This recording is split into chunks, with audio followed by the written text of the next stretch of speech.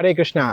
हम देखते हैं कि महाभारत के इतिहास में ऐसे अनेक महानुभाव हैं जो अपने आप में बहुत ही गौरवशाली, शक्तिशाली और भाग्यशाली थे। तो ऐसा क्यों? सबसे बड़ा कारण तो यही है क्योंकि वे सब भगवान कृष्ण के प्रत्यक्ष दर्शन कर सकते थे, उनसे बात कर सकते थे, उनकी सेवा कर सकते थे। तो इन सब में सबसे ज़्यादा भाग्यशाली कौन है? महाभारत में एक कैरेक्टर है जिसका नाम है संजय। अगर हम थोड़ा बुद्धिपूर्वक सोचें तो हम समझ पाएंगे कि संजय के भाग्य की तो कोई सीमा ही नहीं थी।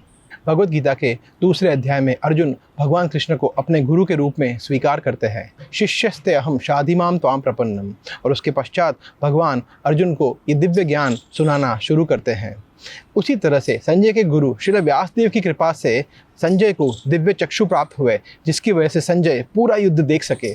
तो कोई कह सकता है कि इस युद्ध को देखने में क्या सौभाग्य, वहाँ तो चारों ओर रक्त और हिंसा थी। हाँ, परंतु ये कोई साधारण युद्ध नहीं था।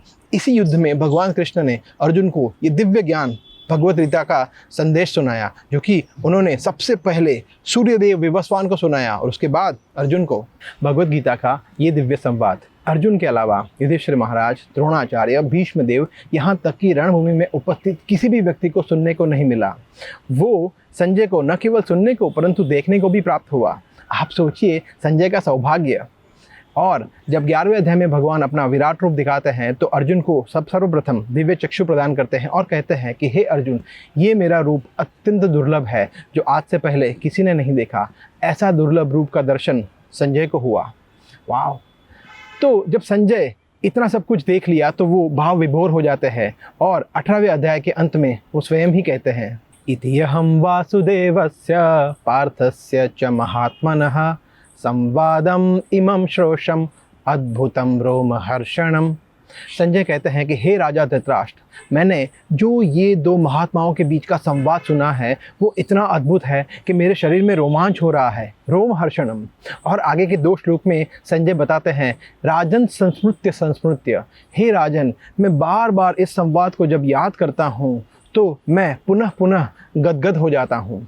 और जब मैं भगवान कृष्ण के वो अद्भुत विश्व रूप, चतुर्भुज नारायण रूप और उनके मूल द्विभुज श्याम सुंदर रूप का स्मरण करता हूँ तो मैं पुनः पुनः हर्षित हो जाता हूँ। तो अगर हम संजय की तरह भगवत गीता को सुनते हैं या फिर पढ़ते हैं तो परिणाम ये आता है। और सबसे महत्वपूर्ण बात जो संजय 75वें श्लोक में बता रहे हैं वो है व्यास प्रसादात।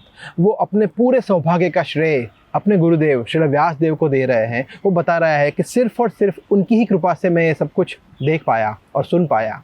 देखिए, ये है एक आदर्श शिष्य के गुण। वो अगर उसके साथ कुछ भी अच्छा होता है तो पूरा श्रेय अपने गुरुदेव को देता है, और उसके साथ अगर कुछ बुरा हो गया तो वो सोचता है कि ये मेरे पूर्व कर्मों की वजह से मैं इसको भुगत रहा हूँ। तो संजय को तो दिव्य चक्षु दिए व्यासदेव ने, जिसकी वजह से वो भगवत गीता को देख पाए, सुन पाए। परंतु हमारा क्या? हमारे इस्कॉन के संस्थापक आचार्य His Divine Grace AC Bhaktivedanta Swami Srila Prabhupada वो गुरु हैं जो अपने ग्रंथों के माध्यम से हमें दिव्य ज्ञान देते हैं, और उनके प्रामाणिक शिष्यगण जो हमें दीक्षा देते हैं और गुरु शिष्य परंपरा के माध्यम से हमें ज्ञान देते हैं। इसीलिए उसे दीक्षा कहा जाता है। दीक्षा का अर्थ है दिव्य ज्ञान क्षपयति, दिव्य ज्ञान को देना। जैसे हम रोज़ गुरु पूजा में गाते हैं, चक्षुदान दिलो जेहि जन्म जन्म प्रभु से ही दिव्य ज्ञान हृदय प्रकाशितो। तो ये बहुत ही सरल है। हम भी संजय की तरह परम सौभाग्यशाली हो सकते हैं, दिव्य चक्षु के माध्यम से दिव्य ज्ञान को प्राप्त कर सकते हैं। ज़रूरत है तो सिर्फ और सिर्फ गुरु के प्रति आत्मसमर्पण की। हरे कृष्णा। ऐसे ही और भक्तिमय कार्यक्रमों के लिए देखिए हरे कृष्णा टेलीविजन, और इसे प्राप्त करने के लिए आप अपने केबल अथवा DTH ऑपरेटर से संपर्क करें तथा और अधिक जानकारी के लिए आज ही डायल करें 7666 839 839।